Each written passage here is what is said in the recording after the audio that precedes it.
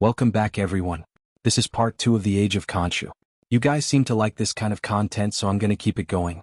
This story keeps getting better and better as we get further into it. We are finally introduced to one of the big bads of this series.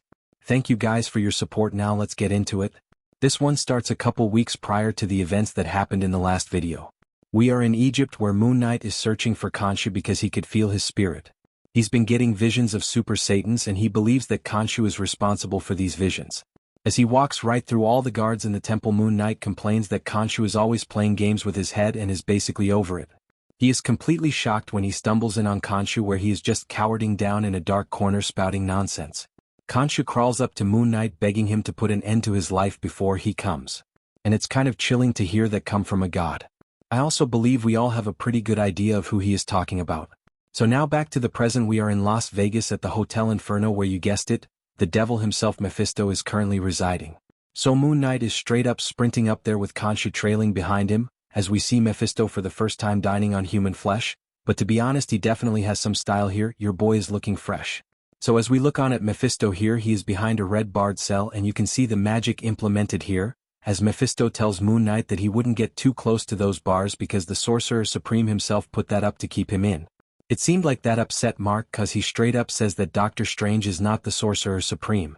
And the reason he says that is because of what happened in the last video, so if you haven't seen that one yet, what are you doing here? So, Moonknight opens the cell to let Mephisto out and they have a pretty cool battle here. Moonknight launches Thor's hammer right through him, and promises him that he wouldn't see hell again. Moonknight plans to burn his body with Ghost Rider's hellfire and scatters his ashes across the cosmos with Mjolnir, and then you have arguably the worst hype man of all time, with Khonshu in the back basically saying this won't get rid of him and that there are many more. Moonknight in this scene is pretty upset because of what he's already had to do to get to this point. I mean, he went up against his friends and hurt so many people. So he asks, what more can I possibly do? And Khonshu straight up says, nothing, I'll do it myself. Okay, now he is giving off Thanos vibes. So anyways, it made me think if Khonshu just used Mark once again. And as soon as I turned the page we got what we expected. Welcome to New Thebes City, formerly known as the island of Manhattan, and we see Khonshu has made the city all in his image. So, we get to see Spider-Man doing his best to fight off the mummies and it is complete chaos. Then we get to see the acolytes telling the Black Panther to bow down to Khonshu, and he's sitting there in chains saying that he's already bowing and to call for your god Khonshu, and they proceed to beat him. They start to whip him until he's bloody when all of a sudden Moonknight finally appears and tells them all to get out.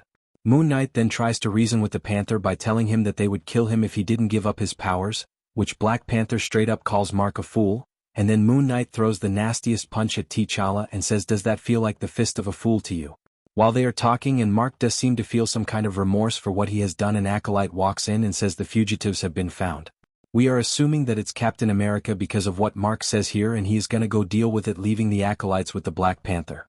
This is probably my favorite part so far because while Khonshu is off to see about the fugitives, the Black Panther breaks out and then gets his revenge on the priests, and you can see them calling out to Khonshu for help. It's just a beautiful thing, especially because he has been constantly tortured. I was rooting for the fight between him and Mark, but this is gonna have to do for now. Next we are in the Sahara Desert where it looks like we are about to see the fugitives for the first time. The mummies start to come from the ground and we see people saying that they have finally found us. They say that Khonshu probably used the Eye of Agamotto to track them down. Then we see the two fugitives who seem to be none other than Carol Danvers and Tony Stark. Of course Iron Man is making light of a serious situation by cracking jokes as he always does, but it also seems they have someone else with them. We finally get to see the Star Brand, which is a baby, and they are protecting it with their lives. So I really liked this second volume. I thought it was really interesting to see because we get more of a foundation on to who the villains really are and who the Star Brand is. And as always guys, if you liked the video drop a like, and if you want to see part 3 comment down below. Also comment down which story you guys want to see next. Until next time, you guys take it easy.